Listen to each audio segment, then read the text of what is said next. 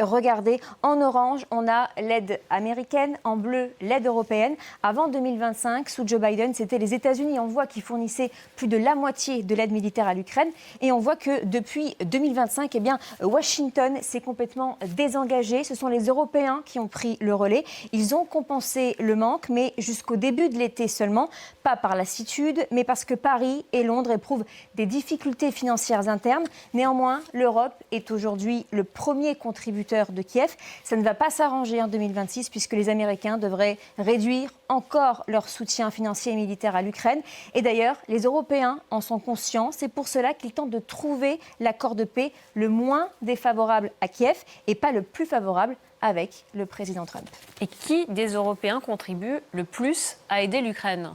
Parmi les Européens, on a donc la France, l'Allemagne et le Royaume-Uni qui ont doublé, voire triplé leur contribution. En revanche, on le voit, le soutien de l'Italie a baissé de 15% et l'Espagne n'a alloué aucune nouvelle aide militaire en 2025.